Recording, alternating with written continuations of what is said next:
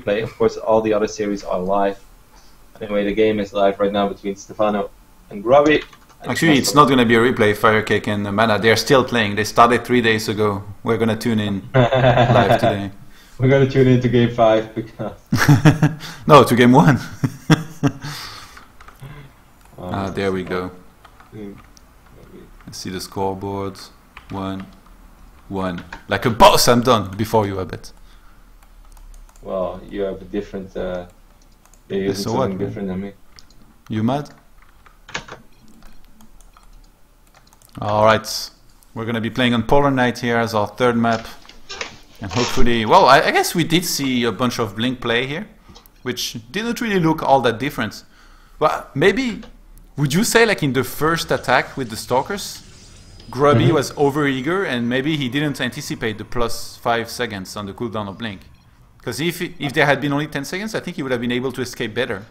I feel like he lost a lot of Stalkers because he thought it was like the same timing on this Blink as in the previous patch. I think it was a combination of that and also just sometimes you look at your Twilight Console, you chrono boost it one more time, and then you think, alright, Blink is about to fire up, and then you start your attack, and then you're just waiting, and every second feels like an eternity.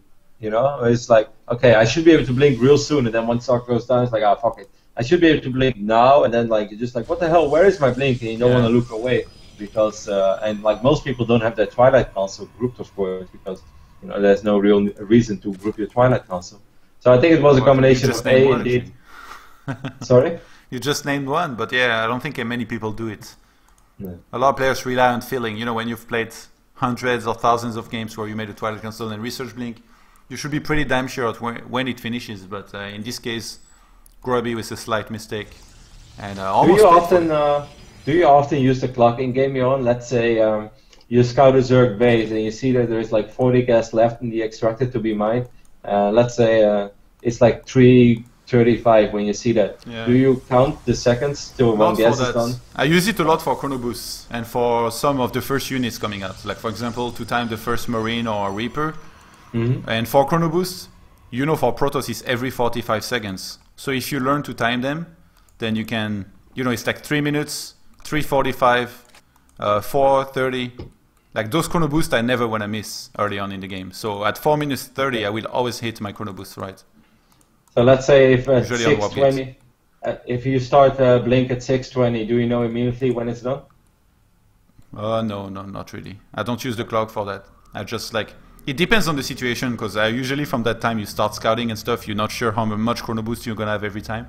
But if you really want to refine a build, I guess you can do it. You can make sure you always have the same amount of chrono boost. And for warp gates, there is some maps and some situations where I do it. If I'm gonna do aggression and I chrono boost warp gate only, I know exactly when it finishes. Which usually, if you chrono boost it out a lot, is like fairly early compared to usual. But yeah, it's always different. But I feel like this is also like the next level in StarCraft. Like if you really want to refine a build and play perfectly, you need to use the clock a lot. Yeah. It really helps. I've been doing it. I've been forcing myself a lot because I like to play a little risky every now and then in PvZ early on. So I started like trying to do like some basic math tricks immediately. Like the moment I see an extractor, I will just count the seconds left, and I know how long it takes to mine the additional gas for him to fire off speed, and then add the 110 seconds to figure out when it's done. And like you can nail it down to the second, so you can be a little more greedy and ballsy early on, because there's a big difference between a speed being ready at like 5:40 or at 6:15. You know? Yeah. You can run around a little longer and shit. It's kind of cool. Grubby going for the Stargate here on this map. So I like how Grubby has mixed it up a lot. You know, he's played a lot of different stuff. He's really adapting throughout this series. Well, actually, as I say that, he's about to maybe lose his Mothership Core, pull the Rotty move here. Hey, that's only in PvP, so. No, man. Every time a Mothership Core dies, you lose a few of your IQ. You lose 1 point of your IQ. What the fuck? Why are you hating? I don't know, man. We had to find something, and I didn't have much time, so this is what I came up with. First, Phoenix is not in production. The only bad thing, or one of the reasons why I particularly don't like Pro Night that much, is that I feel it's impossible to hide anything from the Zerg player. And of course, Stephano with his Overlord already found that Stargate. You know, where do you hide anything over here? Unless it's like a proxy pylon behind the Zerg base, that kind of stuff can work sometimes, but hiding tech seems borderline impossible. I have a question. What would you prefer? Every time a mothership core dies, you lose 1 point of IQ or you gain 1 pound? Then I'd rather gain 1 pound every single time. Really? Yeah, because it's easy to like lose the pound again, but it's very hard to get your IQ back. Imagine how many mothership core die. Yeah, well, imagine how stupid you would be at the end of the week. I guess, but at least you're fit. Yeah, so who cares? It's not like when you're fit and you have like an IQ of 3, you're gonna be able to achieve a whole lot in life. In my case, maybe I would prefer that because I'm still gaining the pounds without losing the mothership cores anyway. I think that's an easy decision. But I think neither is a particularly bright scenario. This is a weird game. We're seeing like every time Stephano is delaying his third base by a lot. I guess he has had a few experiences against very aggressive Protosses, and because of that he's opting to really delay that third base. Phoenix is doing a decent job here. I think if Grubby goes into Colossus very quickly here behind this and takes the third, this is going to be a very solid way to go about playing this game. But hold on, we have a Hydralisk then going down here for Stephano, I guess, to help defend against those Phoenixes. Now, do you think he commits to an attack? Or does he even get roaches? He has a lot of options here. I really wonder. I think it's very hard to call in this phase in the game where he's going to just make a few Hydras. The thing is, though, if you only make like 4 or 5 Hydras, there's a very good chance that they will just get picked up and die. So I think what is more likely is that Stephano is going to squeeze out quite a few additional drones and then indeed try to make something happen with the Hydralisk on the other side of the map as well. Okay. Yeah, with the Robo base starting here, I'm actually curious as to when Grubby will start the third base. And with one Void Ray on the way, this is really going to help do some damage as well against some potential roaches that could attack him. Stephano working on saturating his third base, but making sure he gets enough Hydralisks that he can basically defend against those Phoenixes here. I like how the Mothership Core is keeping the Watchtower, but if it stays there too long and gets caught and dies, this is pretty bad, especially on 200 energy. You never want to have that one dying on 200 energy. Well, one Queen does get picked up here over here in the middle, and the one Phoenix that lifted it up actually already took some damage before, so it will not be able to complete that process that they started. There are 11 Hydras right now on the production tab as well, Johan.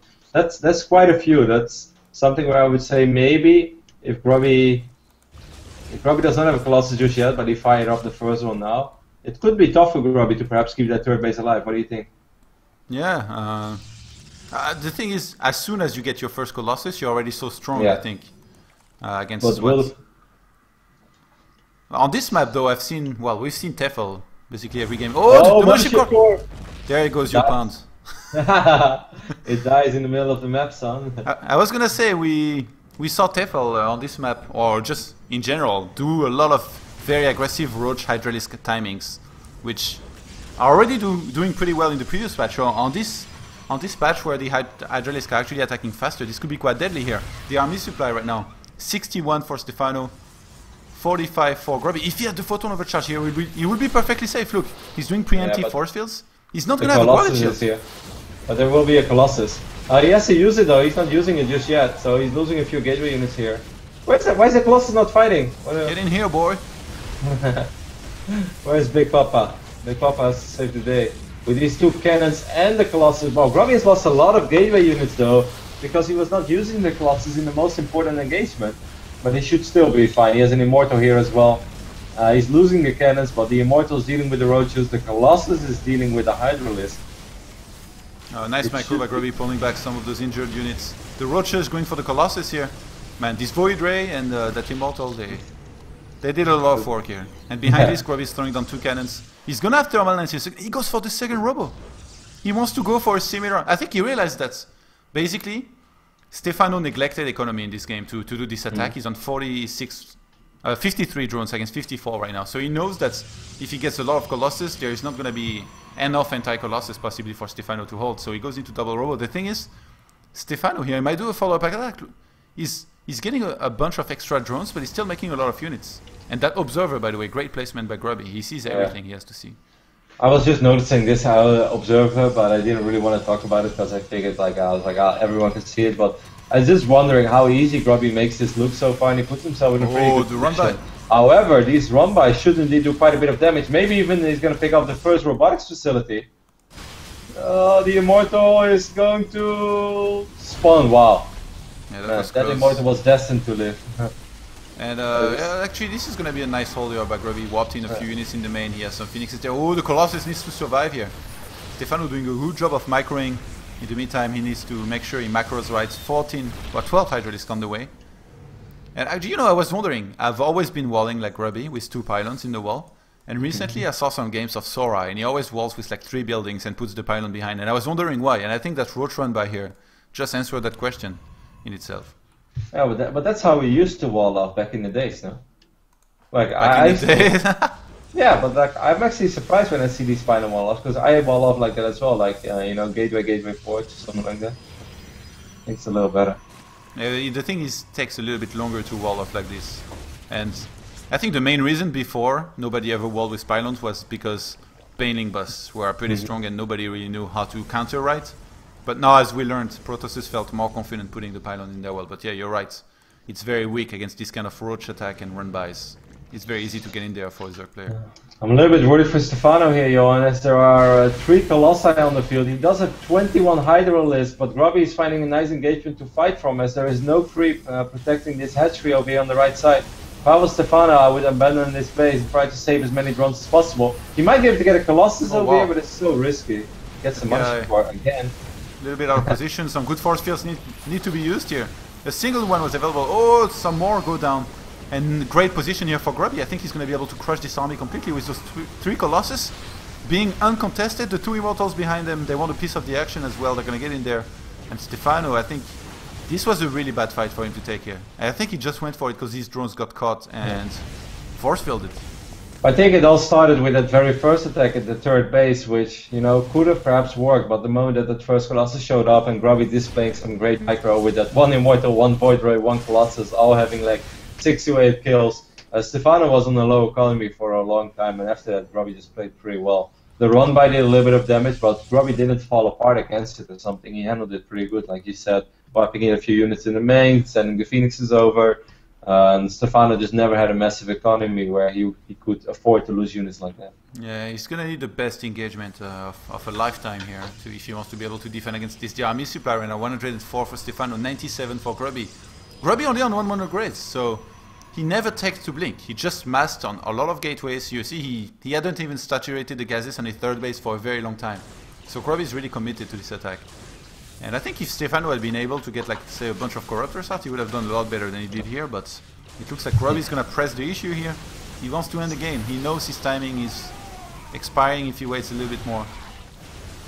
Fortunes are good. There are 41 roaches out on the map for Stephano, 13 more on the way. That's actually quite a bit, but there are 3 Immortals in his army, and there are also 2 Void Rays still. Stephano setting up a little bit of a flank. 1 Colossus might fall pretty quickly, but I'm afraid that's it. No wall, it somehow stays alive. 2 Colossi alone on HP. The Void Ray is doing so much damage. I've been here the entire game, and man, those force fields really trapped Stephano behind. Those roaches can't even attack. Beginning absolutely destroyed, and GG is going to be called. Stephano bringing a little bit of a touch of humor here. We didn't really get to see anything new. Yeah, those Hydralisks, I guess they were hitting a little bit faster, but it's not that much faster either, and they weren't in very high numbers for it to matter.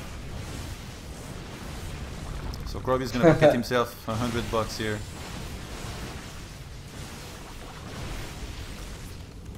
Yes. They both play to win, yeah. I agree with what they're saying, basically. I think it wasn't Grubby joking when he said bad for me. I guess because he's explaining himself right now. Who told them they could talk makes like a lot this of anyway. sense. Just leave, guys. We got a couple of Swarmos games coming up, perhaps. I don't know about you guys, but no, it was fun. It was a fun series. Unfortunately for Elias, things did not work out here on Polo Night, but well played by Grubby.